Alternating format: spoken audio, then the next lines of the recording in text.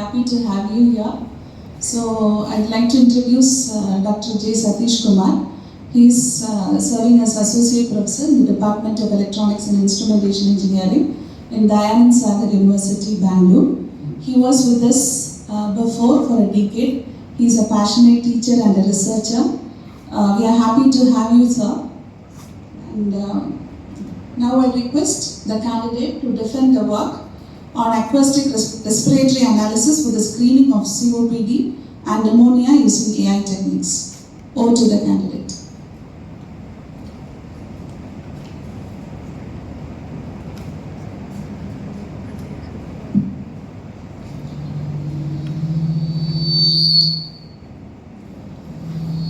Good morning. Good morning. My name is John Amos.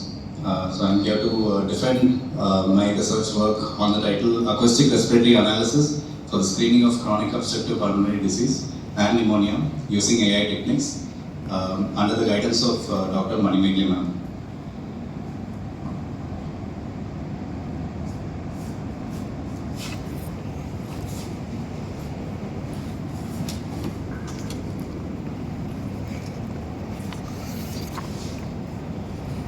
So the way I have structured my presentation I have outlined here. So I'll give a brief introduction to the domain in which I have contributed in my research work. Then I'll move on to the different observations that I've seen in the literature. And I'll summarize my inferences that I've taken from the vast literature that I've gone through. Then I'll spend some time on the pre-processing techniques that I've used so that we get a clear lung sound for further processing. And the databases which is widely used in literature and the data that I've accessed for my research as well. The next 3 chapters will be the major focus of my research, where I will focus on the different adventitious sounds, which means pathological sounds that comes from the lungs, and how do you identify wheeze and crackle in particular. And I'll focus on 2 major respiratory diseases, COPD and pneumonia. And I'll explain the significance of it, the characteristics of it, and what I've observed in my research as well. I'll consolidate my results and the discussions at the end of the discussion. So, brief introduction into the domain that I work. So stethoscopes are widely used by all medical professionals. It is one of the oldest diagnostic tool. But if you see, there are recent evolutions have happened only in the last 1 decade. Possibly, and the evolutions have been in telemonitoring capability. There has been evolution in enhancement of sound, so that a pulmonologist can hear a specific sound that he is interested in. And currently, there's an evolution into developing a self-diagnostic variant of it. So, the self-diagnostic variant will tell if a person has a COPD or a pneumonia or a wheeze or a crackle sound, and so that will aid a pulmonologist in a decision-making process. So, this self-diagnostic variant, the research into it stems particularly majorly for 2 reasons. One is a pulmonologist, when he performs a diagnosis, there is a subjective variant to it. So when I say subjective variant, I mean that a junior pulmonologist would analyze a sound differently compared to a senior pulmonologist who has more experience into looking into more amount of data. So that is the subjective variant which our objective AI models will address. The second problem that it will address is that there is a huge shortage of specialists who can perform respiratory diagnosis compared to the demand in the ever-growing population. So this system is designed to address these major 2 issues. So the obvious reason one is the fatality. There are a lot of people who die due to respiratory diseases. But more importantly, if an early screening method, if you can diagnose these people much earlier, you can actually enhance their life. So there is an economic contribution to each person in the society, and once the person struggles with a respiratory disorder, it is much harder for him to perform in that society. So this addresses all those issues as well. So quick background into something that we already know. So the organ that we use here is the nose, and there is a nasal passage through which the air flows into the lungs. So the air flows through the pharynx, the larynx, the trachea, the bronchi, the bronchioles, and the alveoli. So there are many functioning aspects of the lung. There is only analysis that is done. So specifically, just to get some clarity, I am looking only at the structural aspect of the lung. Looking at it as a mechanical device, I am looking at the trachea, the windpipe that I am talking about. It bifurcates into two bronchus, into the right and the left, then the bronchioles and the air sacs. If you look at the medical literature, it shows that there is approximately around 23 divisions that happen. So there is a conductive zone to the earlier divisions, and then there is a zone where respiration happens, where there is an exchange of oxygen and carbon dioxide. Again, to emphasize, I am looking only at the mechanical aspect of it. I am looking at the structural aspect of it. If there is an obstruction in the airway passage, I want to see if there is a change in the sound that is generated, and that will be what we will be focusing on. So, talking a little bit about the two major diseases that I will be addressing. The first is pneumonia. So, pneumonia, if you look into this condition, it is a communicable disease. You get affected. It could be due to bacterial infection or viral infection. So what happens to the patient is there is some amount of fluid accumulation that starts happening in the lung. So when fluid is accumulated, the areas where air was supposed to go, you have fluid over there, and so in every inhalation the patient cannot take sufficient amount of air and hence sufficient amount of oxygen, and that affects every tissue in the body. So this happens due to bacterial or viral infection. The second most leading killer and respiratory diseases is COPD. And here there is a slight difference. There is a structural difference that happens to the lungs. So there is a constriction of the airway passage. The diameter of the airway passage starts to reduce. So because of that, there is going to be like how the hose of a water pipe, how we actually compress it so that we can push out more water for a long distance. Similarly, there is going to be a difference in the pressure wave, and this pressure wave is what our microphone is going to pick up. So again, a cause for a COPD is entirely different. So this is again a non-communicable disease. So this happens due to poor lifestyle choices, smoking habits, chemical fumes, pollution. All these are leading causes of this disease, and most of them are not. They are diagnosed very late. They do not know that they have the condition. So the motivation for the study is looking into the statistics released by the World Health Organization in 3 years of the survey that they have done into the top 10 leading causes of death worldwide. So if you look at the years 2000, 2019 and 2021, you see that chronic obstructive pulmonary disease and lower respiratory infection, which means pneumonia, is in the top 5 leading causes of death in all the statistics that the World Health Organization has released.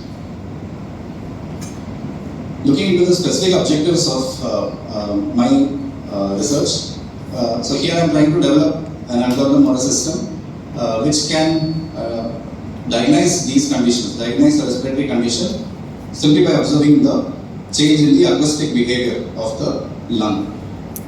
So to break down the objectives, I will then focus on trying to detect and diagnose these respiratory sounds or the pathological sounds like wheeze and crackle, and with that I will try and identify COPD and pneumonia. In the objectives, the hypothesis that I have framed for my research based on the gaps in the literature, I tried to develop age and gender specific models which enhances performance. I tried to find the optimal position of placing the stethoscope. So pulmonologist observes different points every time we meet a doctor. There are different points where the stethoscope is being placed. So once you have a self-diagnostic system, obviously there needs to be a research where the system needs to know if there is a optimal position to place the stethoscope, and that is something I try to address in my research as well. So challenges in the current system. So the golden standard of any respiratory diagnosis that we do today is the chest X-ray. So chest X-ray, you get excellent diagnostic results. Like few drawbacks of having chest X-rays, you have to have confined spaces where these systems have to be placed. They are ionizing radiation. So that is again harmful to the body. So it is immobile. So patients, like I said, COPD patients do not know they have this condition. They are not going to perform a diagnosis if they have to go to a center where an X-ray machine is in a particular place. So a lot of these people cannot access this machine. The second is spirometer. So spirometer again gives a good analysis of the health of our lung, and one of the requirements that the patient will have to do is to exhale forcefully into the device. So exhaling forcefully into the device is not very conducive for heart patients, for elderly patients, and so medical journals have also said that this is one, it is not very patient friendly that way. And second, there is a mouthpiece which the patient will have to be physically in contact with, and that has to be replaced, that has to be sterilized, and so there is a loss of contamination and infection there. And the other test that we do, the blood test, or any test that goes invasive, obviously has an obvious drawback that you have to go invasive just to do the test, and that is again not patient friendly. So surveying the literatures, if you look at the various approaches that different people have, different research teams have worked, they have worked majorly on three databases. So SPS Sounds is one of them, which is launched very recently in the last 1 year, and studies have been done. So majorly you see that these sounds are actually represented as spectrograms, and analysis is done based on that. So they have used either deep learning models, machine learning models, or pre-trained models using transfer learning. And the fifth paper here particularly is done by Microsoft India research team. So they have developed a variant of CNN called WhisperNet to perform a diagnosis to analyze different pathological sounds. So one interesting approach was again the deep features that is used. So what they do here is, instead of handpicking features, we use the early layers of the CNN model to abstract information from the raw data, and that features is taken and given into a SVM model or another machine learning model to perform a study. So that has been a very interesting approach as well. So fundamentally, most of the approaches basically go for a time frequency representation. So it can be a spectrogram, mass spectrogram, or an MFCC image, which I will elaborate in the slide because I have implemented it the same way as well.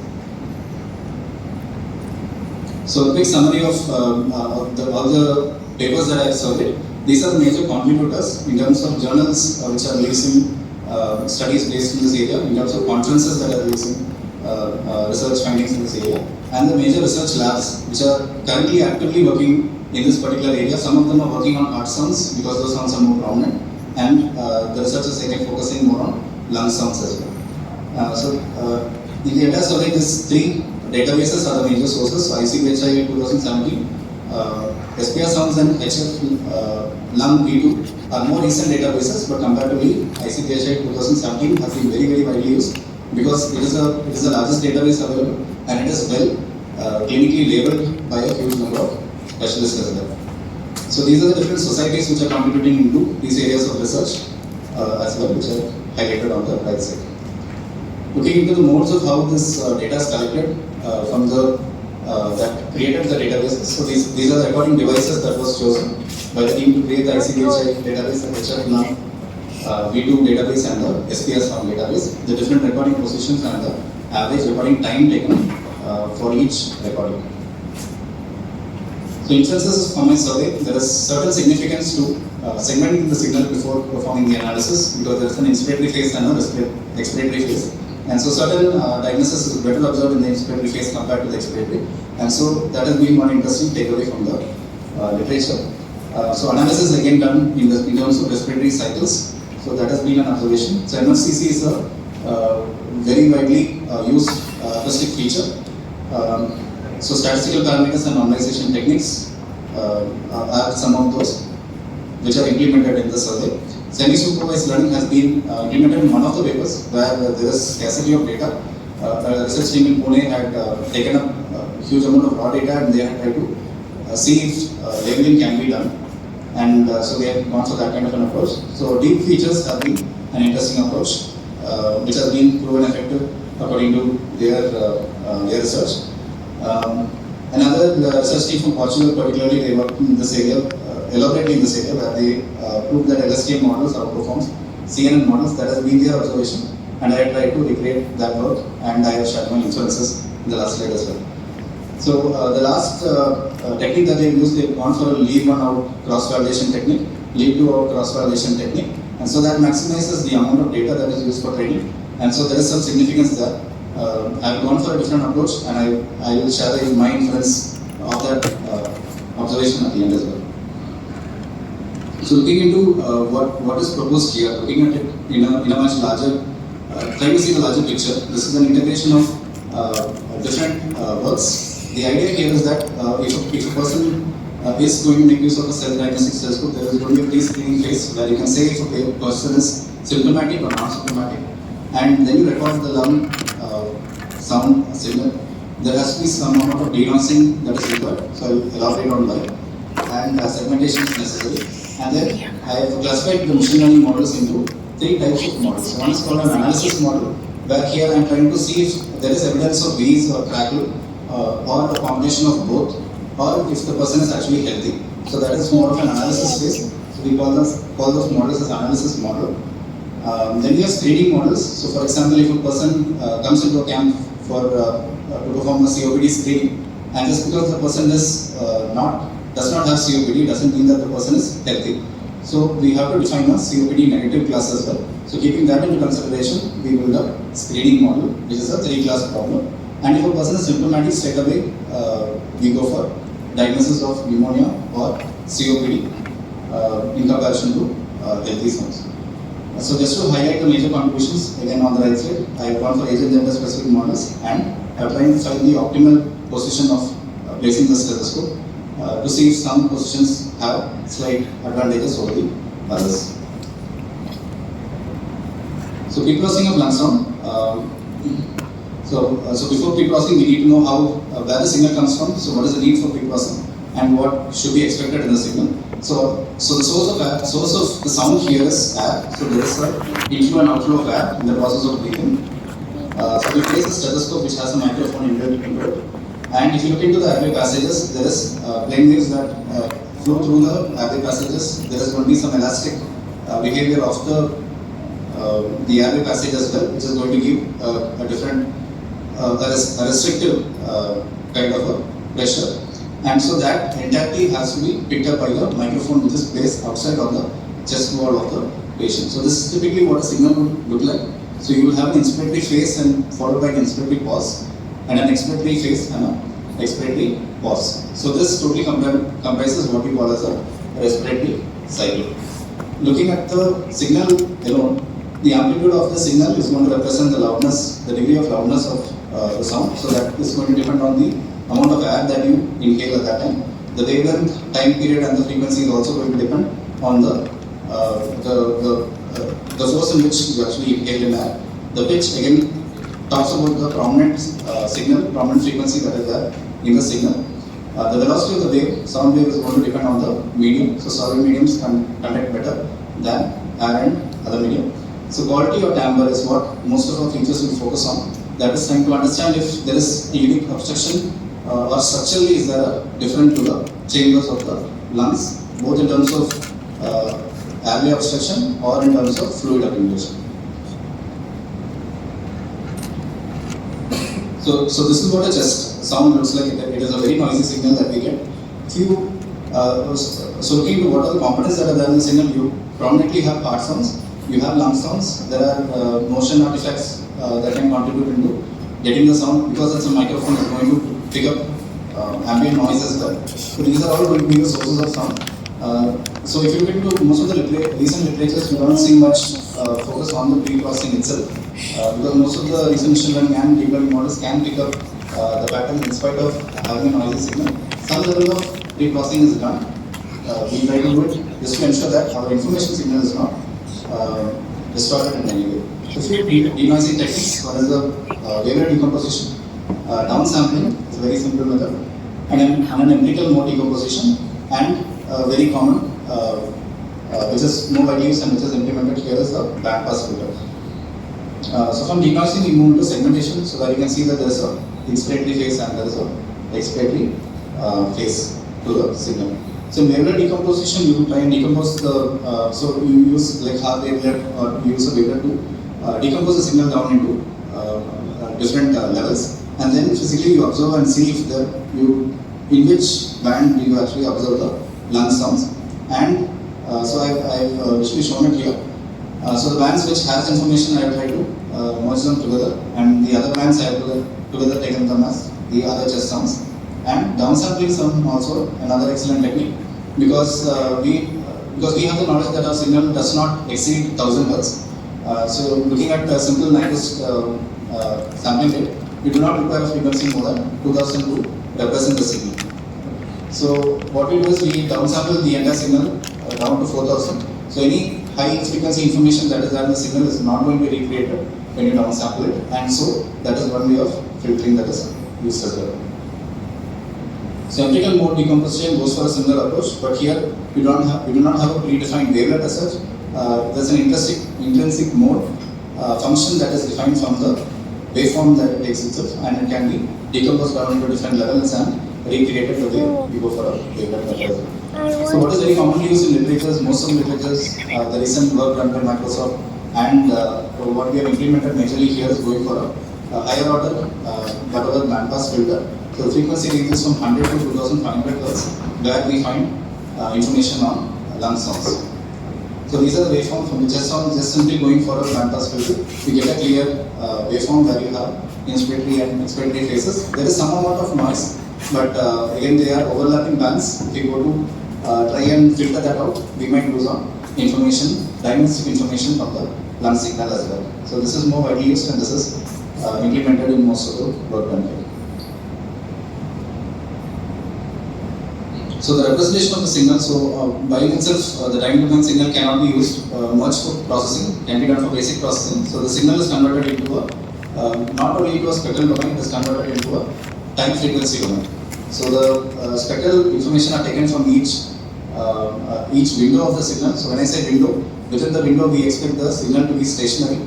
The signal has to be stationary, because looking at the nature of signal, it is actually a non-stationary signal. A non-stationary signal is one in which the frequency components changes with respect to time. And so what we do is we take a short window of time, and within that time we take a spectrum, and that we plot on the y-axis. And so that is plotted with respect to time, so we get a time frequency plot. So this time frequency representation of the signal is very widely used for most of all the research that we see in the literature, and is adapted here in this study as well. So two major representation, not simply going into a time frequency representation. There are some features which perform better. One is the Mel spectrogram. So here what happens, you can see that there is a time domain raw signal. There are two components, two parameters here, which again I have done a small analysis on it, which I will show in the later slides. One is the frame size and the hop size. So at what width you want the window to be, and at what step size should the window move. So for each frame, we extract the FFT, meaning the Fourier transform, and we stack them together to create an image. What is different here is that we use something called as a Mel scale. So Mel scale is simply a perceptual scale, which means that our perception of frequency is not linear. The cochlea perceives sound non-linearly. And so when a pulmonologist hears a sound, his cochlea is also hearing the sound non-linearly. And through experiments, it is identified that going for that kind of a non-linear representation of the sound is much more, performs much more better compared to a linear model. So the Mel scale in itself is an experimental scale, which has changed over many years and now is standardized, which represents the non-linearity of the cochlea. So the frequency representation on the y-axis is then converted into Mel bins, and finally what you get is a Mel spectrogram with time on the x-axis, and on the y-axis you have Mel bins, which represents the signal. On the right side you have the scale as well. So from 0 dB are regions, yellow regions where the information is much higher, and the black regions are where the minus 80 dB is where the information is almost not available. The second most important feature, so these are the two representations that we will be using. The second is the Mel frequency, substrate coefficient. So here, the best way to understand is how I consolidated in this slide. So there is a source filter model. So the source of the sound is going to be the air that you breathe in and out, and the filter is going to be the anatomical structure of the lung. And so we are interested more in what happens to the filter. Is there a fluid in the lung? Is there constriction in the airway passage? So that filter characteristics is what we are interested in. And a simple representation here is showing how the signal is generated, and we do a structural analysis. So here we are trying to identify what is the filter component to it. So a structure is actually like an invert mode of spectrum, because the signal that you get is after you convert it into a Mel scale, and it is not a linear representation. So you do not have something called as a spectrum, you have something called as a substral coefficient. So, very simple terms, to see what our signal actually is simply what you get is the spectral shape. So once you see that, once you take a Fourier transform, you know that it has like some frequencies are enhanced, some frequencies are not that enhanced. That shape, information of that shape is what I get when I take a MFCC, and that is again plotted with respect to time. And in many studies and many of the experiments that I have run, that outperforms null spectrograms as well. So this is the spread of the data that we have used. Most of the studies that I have done, like I said, with ICBHI database. Just to do it in comparison, I tried the other databases as well, but we do not have sufficient amount of label data except for the first experiment where I done a comparison of these and Kaplan analysis. So focusing on the major areas of my contribution, the first is looking into the adventitious sounds or the pathological sounds, specifically into V's and Kaplan. So there are many types of sounds. Our research will focus particularly on this too.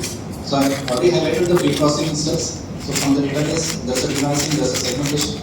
The features I have spoken about, which is the MFCC features and the null spectrogram. Then there are the acoustic models. So machine learning models can be support vector machines, decision tree, deep learning models like CNN. So there has to be a hyperparameter tuning method. So we go for a grid search, cross validation, a meta learning method, there are random method, there are a few other methods. So once those parameters are optimized, you can prepare the models. So we have defined the models for V's and Kaplan analysis, taking into consideration that structurally across the male category, structurally there is a similarity. Across the female category there is a similarity. Across children below the age of 12 there is a similarity. And across the age of adults and elders above the age of 60 there is a similarity. And so any analysis that we do, when we do it within those categories, we are able to get a better performance. So I've done a machine learning and a deep learning analysis of both V's and Kaplan, and so this is the data that I've got. So these are the confusion matrix. There is a reason why it was questioned that I went for different train test ratios. So one is to see if I maximize the data used for training, how well is the system going to perform. That is one aspect of it. The second aspect is looking at leave or not cross validation, or use only one data for testing. Sometimes the data is not something that is labeled as V's, not necessarily can have V's. It can have information on Kaplan. It is not 100% clear that that there is no other labels to that particular data. So we go for at least 10 or 20% or 30, 40 and try and test the model and see on an average how the system performs. So this is the recognition accuracy that I have received from the literature. The benchmark has been 75%, and I have tried to recreate those results, and using decision tree, the performance was slightly lesser, but SVM gave me the same result. So CNN across different train test ratios, it has performed around the same range. So the benchmark that I have taken both from the literature and from the experiments that I have run, I have set it up to 75%. So now the proposed model where I said we go for an age and a gender specific model, and that model is optimized using a grid search or a random search method, in this case a grid search method. So there are two parameters, C and gamma, which represents SVM model. So for different values of C and for different values of gamma, we try and find what is the most optimal combination of values to give the best performance. So this has been done for ICBHI, SPRN, HF Langston's, and these are the hyperparameter values. And these are the major results or the major findings in the study. So as we see, after my benchmark study, this SVM optimized model gave me 75%, and I have shown precision recall and F1 scores as well. But if you look at the model where it is built purely on data that is from a child, trained from a model, trained using data taken from a child and tested using the same, you see that model outperforms the conventional model. The same has been true with the female data as well, where you can see that there is an 81% from a 75% performance. And so these models show a lot of promise in data that is there in adult and elders and male. Comparatively, the amount of data is slightly lesser, but we do have some improvement in performance on those areas as well. So this comparison has been done for SPR sounds and for HF lung B2 data, and so that is, but again the database, like I said, is not classified into male, female, child, adult, and elder for me to replicate the exact study on the other databases.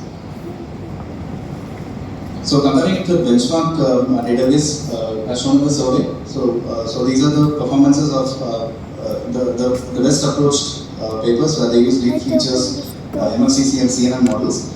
Our models from SUM optimized, particularly models that is designed for a child and for a female. Like I said, like an age and a gender specific model outperforms conventional models. So this is one of the findings, and I'm comparing it to the benchmark data.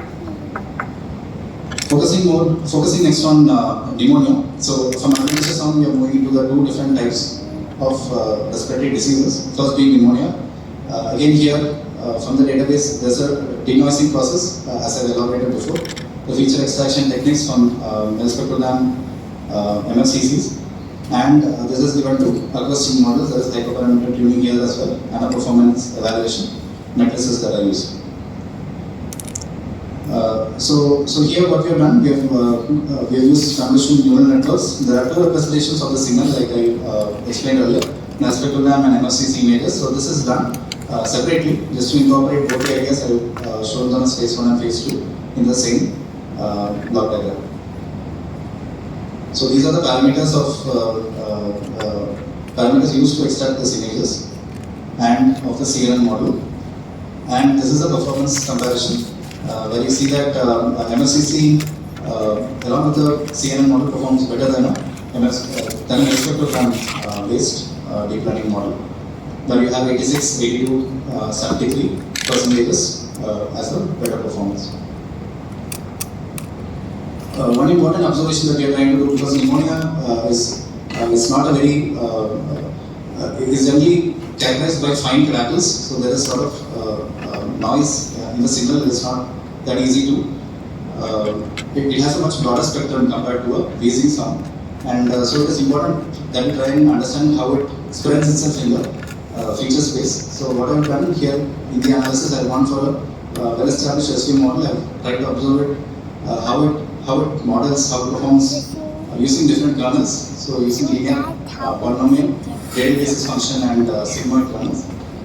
And what I've done here is I've extracted the features, and so I've taken 13 MFCC coefficients, and I've done a correlation study. So correlation study simply says is how unique is each coefficient. So if when you compare two coefficients, if both of them increase at the same time, it simply means that both the coefficients have the same data, and in case when one increases, the other decreases, there is a poor correlation, which means that those informations are unique. So the one that has the least correlation is the one that has the highest uniqueness to it. And when you see that MFCC coefficient is 0 or the energy parameter, so this analysis is done to observe the energy parameter. In case of pneumonia patients, energy parameter is very significant because it has the least redundancy, which means that it highly contributes to performing the diagnosis. One other thing is crackle is generally characterized by a burst of the opening of the air sacs, and so that kind of creates a kind of a pulse or a signal, and there is a loudness to it. So that energy is important to characterize pneumonia. That is not the case with other kind of diseases, which is what I observed. So having done that analysis, so there is an ablation study where we try and see which parameters contribute to the classification, which has the highest contribution and which has the lowest, and then I observe and see what happens when I include the energy parameter in the analysis and what happens when I exclude it across all the three databases that we use in the study. So, like I said, I've done a comparison here of the sigmoid, linear, polynomial, and the RBF kernels just to see how the data is spread out in the feature space. So it's not a linear spread out as we see. RBF is able to map the data much more clearly in the feature space, and the energy parameter has a huge significance. The performance without the energy parameter is 89.98, while the performance with the energy parameter is significantly higher with a 97.8, and that is true with SPR, some database as well. We do not have sufficient data in the database HF V2 for this particular study. So comparing with the benchmark systems, so again there is not one of the challenges is that you do not have an exact replica of study to actually make a comparison, but looking at all the literatures, this is the spread of the performance of the systems, and our optimized systems performance gives a precision of 96, F1 score of 98, recall of 97, and an accuracy of 97.8. Looking into the last condition, so an elaborate study has been done in this area because a stethoscope will ideally find more application, a self-diagnostic stethoscope will ideally find more application in areas where it is a non-communicable disease. So when there is a person having pneumonia or someone who has a communicable disease, the stethoscope might not be the ideal option to go for the diagnosis, and this you make use of the telemonitoring property of the recent developed stethoscope. So this is broadly the consolidation of the study that I have done in COPD all put in one slide. So the benchmark databases, the renoising of the signal, the feature extraction steps, again spectrogram and MFCC, and the acoustic models. I tried it out with different models here, including sequence modeling and deep learning models and vision transforms as well. And I performed hyperparameter tuning and seeing this. So I classified this into two problems. So one is a diagnostic problem and one is a screening problem, which I'll elaborate in the next few slides. So the first analysis that I have done here is that looking at the condition COPD, it is important. Like when you take speech signal or if you take another acoustic signal, what is the window frame to be fixed while extracting the features tends to vary. So speech, even for a person who has difficulty in speaking, like a dysarthric patient for example, will have a longer window frame, and that affects the performance, your choice of the window frame. So for this particular study, I have tried to vary those parameters and try to see what is the best performance to it. So there is a training phase and a testing phase. I extracted the mid-frequency substitute coefficient here and went to a machine learning model here. So during the training phase, we give the labels, and during the testing phase, it is compared to the actual labels to give the performance. So here again, I've done a correlation study of the features here, and you see that the energy parameter is the one that has the maximum correlation. And like I said, the maximum correlation meaning that it does not actually significantly give out a different information. Like when one coefficient value increases, this coefficient value increases as well on an average compared to all the other coefficients. So that is a redundant signal. In this case of COPD, an energy parameter can be excluded for improving performance. So one is due to a correlation analysis that we do here, and second is because when you're looking at COPD, it is because of an array construction, and you expect more V sounds in the signal. So we are more interested in the spectral shape and higher values of MFCC coefficients compared to the energy value. And with that understanding, looking into the overlap length and the window length values, I have tried it out for different combinations. I have tried it out with the energy parameter and without the energy parameter. And the performance works best when we exclude the energy parameter, and it works best when you have a 35 millisecond window length and a time step of 20 milliseconds. So the second is the screening model, like I said. So again, a self-diagnostic stethoscope is going to find applications once fully launched. Just because a person does not have COPD doesn't mean that a person is healthy. And so in that case, what we do is you have to build a COPD negative class which comprises all the other known respiratory disorders as one class. So the entire database is split that way, and this is defined as a 3-class problem, where you have the healthy, the COPD, and the non-healthy. Non-healthy meaning COPD negative. So with this 3-class problem, this study has been done across different models. So we have gone to GRU, we have gone to Teresium, we have used the features MFCC and spectrograms. We have done ablation studies there, using them in different combinations of 40, 50, 100 and 150. So we have used transformer models, we have used CNN, VGG16, and vision transformer and swing transformer.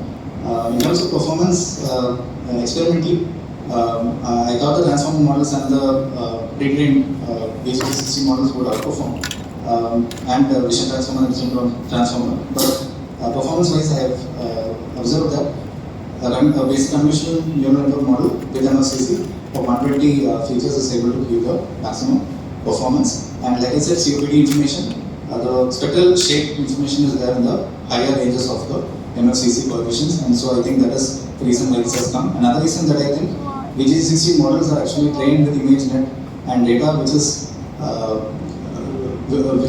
are images taken which has different edges, shapes. They are different images, but these spectrograms are actually generated in one particular orientation. It is not an ideal photo capture image to have those characteristics, to expect those characteristics. So I think it is pre-trained in the wrong way, and that is why it is finding it harder to perform better than a basic CNN model which is not trained on any particular data prior to it. So I do not perform the study on the other two databases as I do not have the data to do it. One of the important contributions that I've tried, basically here is based on the need. So once we try and understand why, like once we go for a self-diagnostic stethoscope, it is very clear that we are trying to use this device in the absence of a trained pulmonologist. So in the absence of a trained pulmonologist, what are the challenges? What is the learning curve of someone to adapt this particular system? And keeping that in mind, we know that the pulmonologist observes areas around the lung, in the anterior side, in the lateral side, in the posterior side, around 7 to 8 areas, an observation is done and a diagnosis is performed. And in the absence of such a condition, is there an optimal position which can contribute better to the performing of COPD? So this is based on having that as a need and an approach which I think eventually will be, the study will have to be done in a much elaborate way for the system to find any market adaptation to it. So what I've done here is, looking at the ICBHI database, I've split the entire database in terms of the data taken from different positions. So we have data taken from the anterior side, so anterior left and right.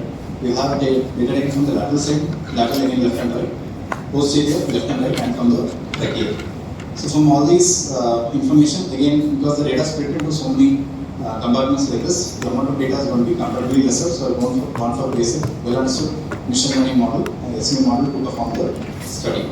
So here what I've done, what I've highlighted in green, posterior right, for example, I take that lung sound, I take that label. There's a pre-processing that I do, I extract the features, SVM and decision tree, models are created, the labels that are generated, I evaluate and I see if it has predicted correctly or not.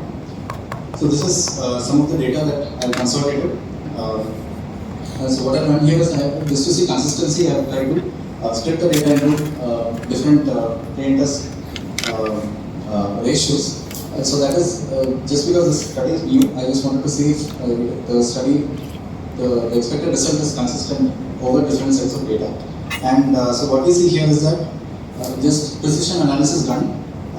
On the top half it is for SPM models, on the bottom half it is for decision tree. On the top half itself, what is COPD plus average and COPD negative average is an average value of the precision taken across each chest position.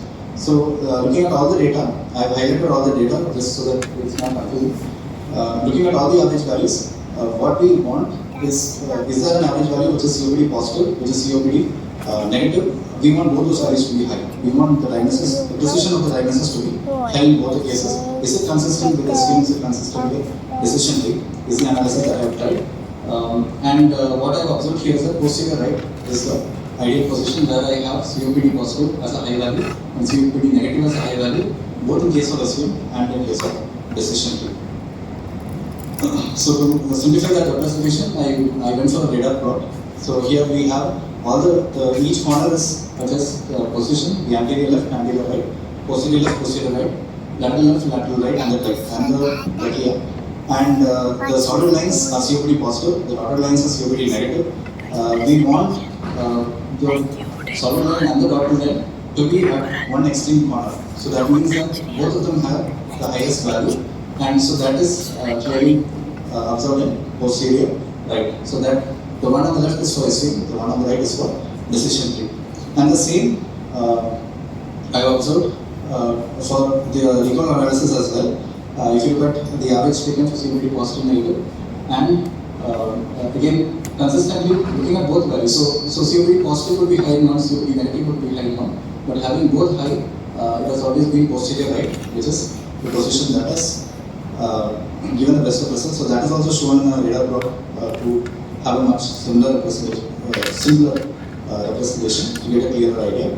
So here also you see the solid line and the dotted line more concentrated on the corner where posterior right is represented, both for SVM and decision tree. The same goes with the F1 score. So F1 score also I see that there is a high performance than posterior right, and so this is a radar plot for the same as well. So with this analysis, I am looking at the recognition accuracy as well. Overall, we see that posterior right has a higher accuracy in diagnosing COPD at that particular chest position for SVM and decision tree. And so this is a different approach, but this again stems from the need for this system to find market adaptation, and possibly more studies could be done with more huge amount of data for us to maybe substantiate the same. But based on the studies that I have done, this is a promising finding that I have seen. One of the reasons again why I think this is happening is again when the recent database was created, data was not taken from the anterior side. So that actually I read it very recently. The SPR sounds database was taken, it was not taken from the anterior side, it was only taken from the lateral and the posterior side. The reason they cited is because the anterior side is prone to more amount of noise because the heart is positioned much closer to it. So you will get more prominent heart sounds on the anterior side compared to the posterior side, and possibly posterior could be a better way to observe the health of the lung, particularly for the diagnosis of COPD is a company. Doctors do not agree that diagnosis can be done with stethoscopes in the first place. So positions are always. So every doctor that I personally met, they have not been able to diagnose. They say that you need a patient history. There are other parameters that we have to look into. We don't exactly take the decision based on stethoscope. So there is only a small community of research which is actually working in this area. And actually, there's a lab in US called Stratos Lab. So they've got an FDA approved product in the market, which is a continuous monitoring respiratory system. They have got it now. So that they have doctors who are actually closely agreeing. They are working with doctors to get it done. And there are doctors who are actually more open to that kind of research as well. So that's it. Sure, sir. So just to summarize the overall findings.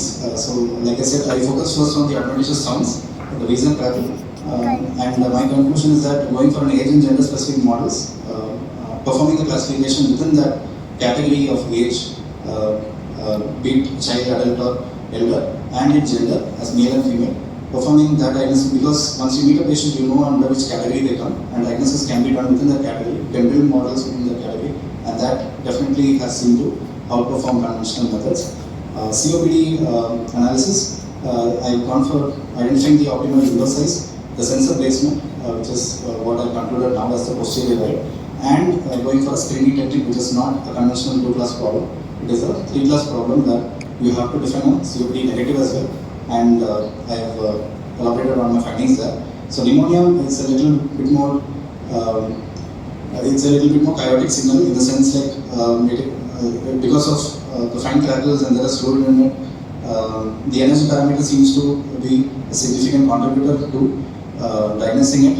Choice of kernels, again, a non-linear kernel is able to represent that kind of a splatter of features in the feature space. So those are some of my major observations in terms of numbers. The recent pattern analysis, the age-specific model gave me a better performance of 6% compared to the conventional model, and age, particularly I mean for the child category. For gender specific, for female category particularly, I got a better performance of 11%. For the pneumonia diagnosis compared to other kernel methods, the radial basis function has been performing well, and the energy parameter has been an important contributor to the decision as well. MFCC images is a better representation compared to a MEL spectrogram, and they outperform that in a CNN model diagnostic. In COPD analysis, 35 milliseconds was found to be the ideal window frame, in my analysis, and in the absence of an emerging parameter, the performance has improved. Posterior right, in the last result that I showed, is identified as a chest portion, maybe optimal to place the diaphragm of the stethoscope or the microphone to acquire sounds for the diagnosis of COPD. So some future works that I see, because I spoke to many pulmonologists, and so it is very hard to present this idea to them. Actually, diagnosis is like almost a very small part of what a doctor does in the whole analysis that they do. So I think one challenge maybe that can be addressed in the future is trying to, because most of these models are black box models, and I've gone for SCM models because it's a little bit more easier to understand and represent it to someone who's not in the field. But I think explainable AI, a technique which can tell, looking at which pixels did I make my decision. If the model can give that kind of information, it is already giving for other cases. If done for lung sounds, looking at the spectrogram, you can say that this is the region, this is the particular pixel that I saw, and when you present that visually to a pulmonologist, maybe the adaptation would be much more better. And I think future again will look more into trying to find optimal places, reducing the learning curve is what I say, because someone who's untrained, when they take a device, if there are too many settings, if there are too many things that they have to learn just to use the device, they might not adapt it that easily. So that is why the optimized position was studied, and I think more research will go in that direction as well. So having an interface is also a proposed future work. So this is something that I'm working around it now. And so this is just a simple idea as to once you get a patient data, how do you usually represent it to a doctor? How can the signal be taken from the system and visualize it in terms of numbers, in terms of graphs? And like I said, explainable AI should help a doctor to convincingly work with us in performing the diagnosis or to aid in their diagnostic decisions. So some of the publications that I have done, so the optimal chest position paper published, and the advantageous lung sounds, wheeze and crackle, both have been published in Scopocentric Journal in 2023. The pneumonia based studies have been published in international conferences in 2022 and 2024 recently. And the studies that have been done for screening, the 3-class problem, the wheeze and crackle analysis using deep learning, and basic GUI that I've just tried, but specifically the age and gender specific model, have all been communicated, they are submitted, published, and accepted in different conferences. They are yet to be indexed in Scopus. So these are the different references that are taken for this study.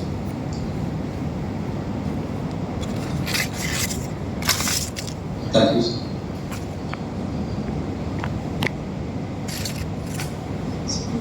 Thank you almost for the detailed presentation. Now it is open for questions.